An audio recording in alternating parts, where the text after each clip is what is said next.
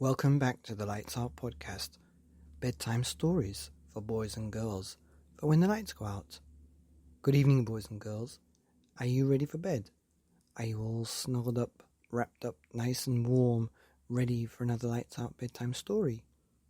Well, you're in for a treat tonight, because tonight's story is called How Tom Beat Captain Najork and His Hired Sportsmen. A book by Hoban and Quentin Blake. And a big shout out goes to all the awesome authors and all the awesome listeners who are supporting this show's mission for 1,000 ad-free stories, 1,000 for boys and girls around the world. And a special shout out to those followers on Spotify. I have about 1,996 or 7 now, and if we hit 2021 by the end of the year, I'm going to give away 2021 of my books. That's right, that's quite a big number. Anyway, back to the book, How Tom Beat Captain Najork and His Hired Sportsmen. Once upon a time, Tom lived with his maiden aunt, Miss Fidget Wonkhamstrong. She wore an iron hat and took no nonsense from anyone. Where she walked, the flowers drooped, and when she sang, the trees all shivered. Tom liked to fool around. He fooled around with sticks and stones and crumpled paper, with muses and passages, dustbins and bent nails and broken glass and holes in fences. He fooled around in the mud and stumped and squelched and slithered through it. He fooled around on high-up things that shook and wobbled and teetered. He fooled around with dropping things from bridges into rivers and fishing them out. And he fooled around with barrels in alleys. When Aunt Fidget Wonkhamstrong asked him what he was doing, Tom said that he was fooling around. "It looks very much like playing to me," said Aunt Fidget Wonkhamstrong. "Too much playing is not good, and you play too much. You had better stop it and do something useful." "All right," said Tom. But he did not stop. He did a little fooling around, with 2 or 3 cigar bands and a paper clip. At dinner, Aunt Fidget Wonkhamstrong, wearing her iron hat, said, "Eat your mutton and your cabbage and potato sog." "All right," said Tom. He ate it.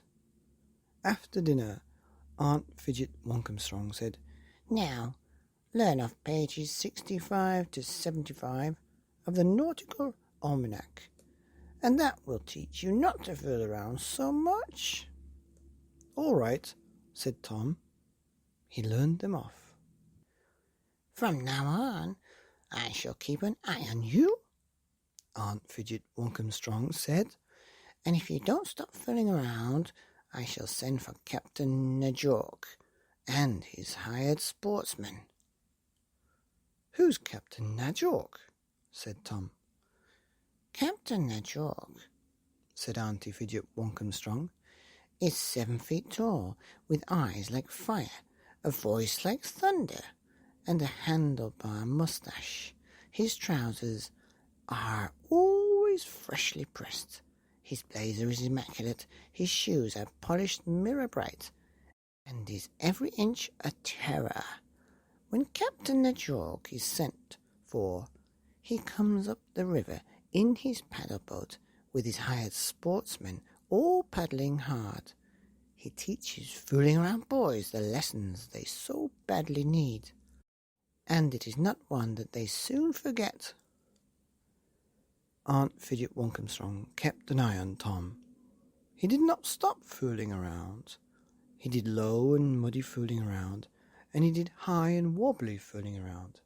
He fooled around with dropping things off bridges, and he fooled around with barrels in alleys. Very well, said Aunt Fidget Walkomstrong, at the table in her iron hat. Eat your greasy bloaters. Tom ate them. I have warned you, said Auntie Fidget Walkomstrong, that I should send for Captain Najork if you did not stop fooling around. I have done that. As you like to play so much, you shall play against Captain Najork and his hired sportsmen. They play hard games, and they play them jolly hard. Prepare yourself. All right, said Tom. He fooled around with a bottle top and a burnt match. The next day, Captain Najork came up the river with his hired sportsmen peddling his pedal boat. They came ashore smartly, carrying an immense brown paper parcel. They marched into the garden. 1, 2, 3, 4. Captain Najork was only 6 feet tall. His eyes were not like fire. His voice was not like thunder. "Right," said Captain Najork. "Where is the sportive infant?" There, said Aunt Fidget Walkomstrong. "Here," said Tom. "Right," said the captain. "We shall play Womble, Muck, and Sneebor, in that order." The hired sportsmen sniggered as they undid the immense brown paper parcel, set up the Womble run, the ladders, and the nets, and distributed the rakes and stakes. "How do you play Womble?" said Tom. "You'll find out," said Captain Najork. "Who's on my side?" said Tom. nobody. said Captain Najork. "Let's get started." Womble turned out to be a shaky, high-up, wobbling, teetering sort of game, and Tom was used to that kind of fooling around. The captain's side raked first, Tom staked. The hired sportsmen played so hard that they wombled too fast and were shaky with the rakes. Tom fooled around the way he had always did, and all his stakes dropped true. When it was his turn to rake, he did not let Captain Najork and the hired sportsman score a single wrong, and at the end of the snatch he won by 6 ladders. Right, said Captain Najork, clenching his teeth. Muck next. Same sides. The court was laid out at low tide in the river mud. Tom mucked first and slithered through the marks while the hired sportsman poled and shovelled. Tom had filled around with mud so much that he scored time after time. Captain Najork's men pulled too hard and shovelled too fast and tired themselves out. Tom just mucked about and fooled around, and when the tide came in, he led the opposition 673 to 49. Really? Said Aunt Fidget Walkomstrong to Captain Najork. You must make an effort to teach this boy a lesson. Oh, some boys learn hard, said the captain, chewing his moustache. Now for Sneeball. The hired sportsman brought out the ramp, the slide, the barrel, the bobble, the sneedling tongs, the bar, and the grapples. Tom saw at once that the Sneeball was like several kinds of fooling around that he was particularly good at. Partly it was like dropping things off bridges into rivers and fishing them out, and partly it was like fooling around with barrels in alleys. I had better tell you, said the captain to Tom, that I played in the Sneeball finals 5 years running. They couldn't have been very final if you had to keep doing it for 5 years, said Tom. He motioned the captain aside, away from Aunt Fidget Walkomstrong. Let's make this interesting, he said. What do you mean? Said the captain. Let's play for something, said Tom. Let's say, if I win, I get your pedal boat. What do I get if I win? Said the captain. Because I'm certainly going to win this one. You can have Aunt Fidget Wankumstrong, said Tom. She's impressive, said the captain. I admit that freely. A very impressive lady. She fancies you, said Tom. I can tell by the way she looks sideways at you from underneath her iron hat. No, said the captain. Yes, said Tom. And you'll part with her, if she'll have me? Said the captain. It's only a sporting thing to do, said Tom. Agreed then, said the captain. By George, I'm almost sorry that I'm going to have to teach you a lesson by beating you at sneedball. Well, let's get started, said Tom.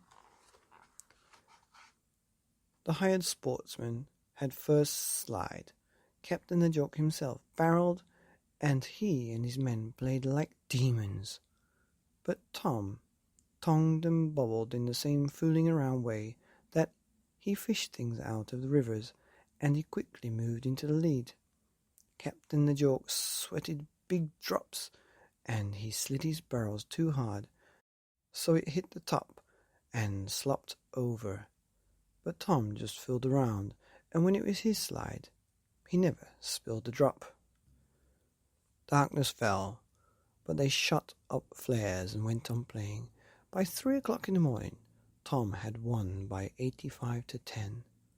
As the last flare went up above the garden, he looked down from the ramp at the defeated captain and his hired sportsman. He said, "Maybe that will teach you not to fool around with a boy who knows how to fool around." Captain Najork broke down and wept, but Aunt Fidget Wankumstrong had him put to bed and brought him peppermint tea, and then he felt better. Tom took his boat and pedalled to the next town down the river.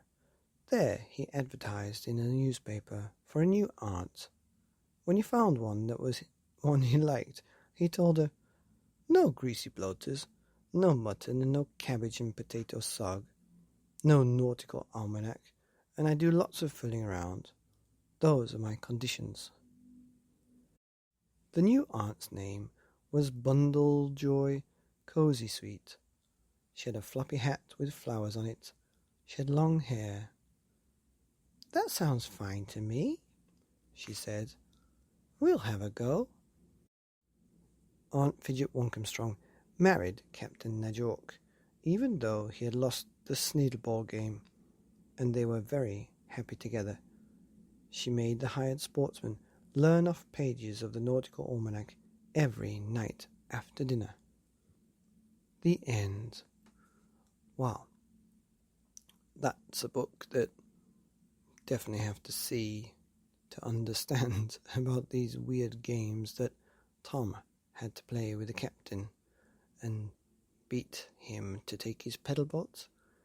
And that's how Tom beat Captain Najork and his hired sportsman by Russell Hoban and Quentin Blake, here on the Lights Out podcast, bedtime stories for boys and girls around the world. Good night.